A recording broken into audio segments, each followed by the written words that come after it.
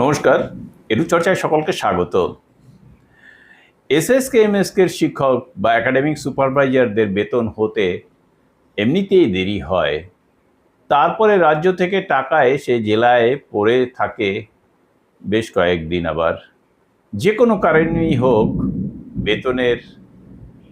বেতন সংক্রান্ত বা যে কোনো কারণেই হোক বেতনের ফাইলে সই হয় না, জেলা থেকে দেরি হয়ে যায়। ফলে কি হয়, শিক্ষক বা একাডেমিক সুপারভাইজারদের দুর্দশা বাড়তেই থাকে।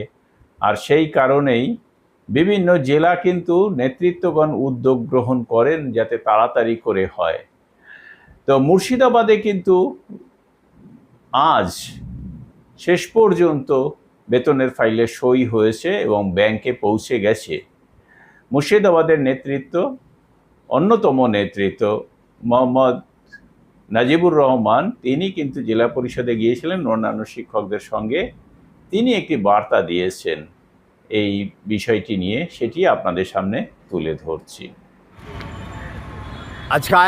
আজকে আমরা মুর্শিদাবাদ জেলার বিভিন্ন ব্লকের এসএসকে এমএসকে শিক্ষক মশাইরা দীর্ঘ সময় যে আমাদের বেতন বন্ধ হয়ে আছে, বেতনের সই হয়নি, আমরা ফোনে ফোনে খোঁজখবর নিচ্ছিলাম।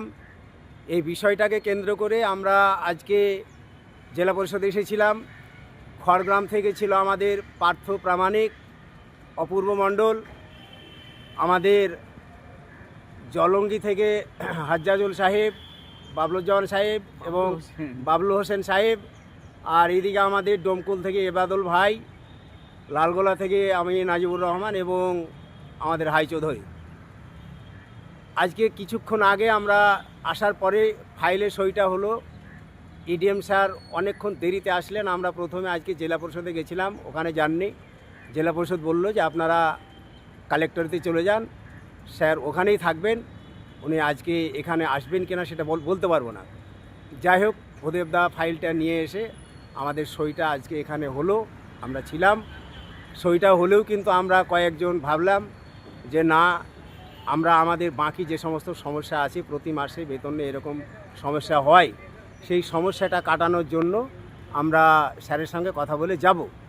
কিন্তু স্যার বিভিন্ন কাজ নিয়ে এতটাই ব্যস্ত, সবাইকে আজকে ফিরিয়ে দিলেন, উনি সময় দিতে পারলেন না। স্বাভাবিক কারণেই ওনার পিএ বললেন যে স্যার বললেন যে আজকে ওনাদের যেতে বলেন জেলা পরিষদ, ওদের সঙ্গে একদিন আমি কথা বসবো। সেটা অতি সত্বরই আমরা এই বিষয়গুলো নিয়ে আমাদের যে প্রতি মাসে বেতন ছাড়ার ক্ষেত্রে সমস্যা, আনুষঙ্গিক আরও কিছু সমস্যা যেগুলো আছে, যে আমরা 19 সালে রিটায়ার করেছি, টার্মিনাল বেনিফিট পাইনি, বা 24 সালে রিটায়ার করেছি, তাদের নাম যায়নি, এরকম অনেক এখন জেলাতে সমস্যা আছে, সেটা আমরা বুঝতে পারছি। জেলা আমাদের সংগঠন নেই, এটা ঠিকই, কিন্তু তবুও আমাদের বাঁচার প্রয়োজনে আমরাকে সকলকে একত্রিত হয়ে আবার লড়াইটা দিতে হবে, জেলাতে আসতে হবে, কাজগুলো করতে হবে। আপনারা যারা আজকে বাড়িতে বসে আমাদের বারবার ফোন করছেন কি হলো, তাদের কাছেও আমরা আহ্বান জানাচ্ছি যে আপনারাও আগামী দিনে আসুন, জেলা পরিষদে আসুন, সবাই মিলে এসে আগামী দিনে যেন এই সমস্যা আমাদের না হয় সেই ব্যাপারগুলো আমরা দেখব। এবং আজকে আমাদের উনি বেতনের সই করার পরে ভূদেবদা ফাইলটা নিয়ে খুব তাড়াতাড়ি বেরিয়ে গেছেন। আজকেই যাতে আমাদের ব্যাংকে টাকাটা ক্রেডিট হয়ে যায়, সেই ব্যাপারে ওনার আন্তরিক সাংঘাতিক প্রচেষ্টা আছে। যদি কোনো ক্রমে আজকে না হয়, তাহলে আগামীকালকে আমাদের অ্যাকাউন্টে প্রত্যেকের টাকা ঢুকবে, এটা আমরা একটা নিশ্চিত করে বলতে পারি আর কি। সকলকে অভিনন্দন জানিয়ে আজকে আমাদের এই ছোট্ট বার্তা শেষ করলাম।